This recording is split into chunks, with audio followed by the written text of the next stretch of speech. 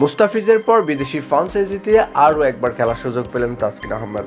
Lankan premier league LPL এর নিলামে signing করিয়েছেন তাসকিন আহমেদকে, পাবেন অর্ধ কোটি টাকারও বেশি।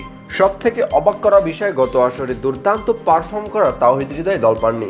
নিলামের নাম ছিল দুই wicket keeper batter Mushfiqur Rahim, Liton Kumar Das. সাম্প্রতিক সময় অফ ফর্মে লিটন কুমার দাস, আর টি-20 থেকে অনেকটাই দূরে সরে গেছে মুশফিক। তাই তো টি-20 এই সংক্ষিপ্ত ফরম্যাটে এলপিএল এর নিলামে ডাক উঠলেও কোনো দলই সাইনিং করায়নি। ফলে এবারের এলপিএলেও বাংলাদেশের হয়ে একজন প্রতিনিধিত্ব করছে।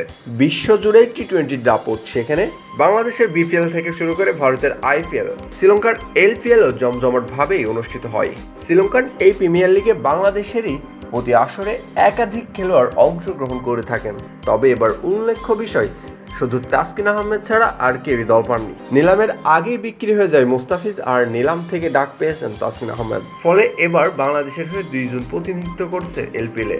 গত আইপিএল এর নিলামে মুস্তাফিজ থাকলে ছিলেন না তাসকিন আহমেদ।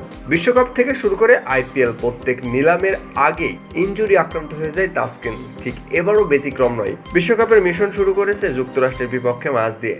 তার আগে জিম্বাবুয়ে সিরিজ থেকে ইনজুরি আক্রান্ত তাসকিন অনেকটা বিশ্বকাপেও শঙ্কায় ছিলেন। তবে শঙ্কা কাটিয়ে এবার দলে ফিরেছেন তাসকিন আহমেদ, খেলবেন শ্রীলঙ্কার প্রিমিয়ার লিগেও। ইনজুরি আগে দুর্দান্ত তাসকিন আহমেদ, ইনজুরির পরে কেমন হয় তাসকিনের পারফর্ম, এখন সবারই সেটা দেখার বিষয়।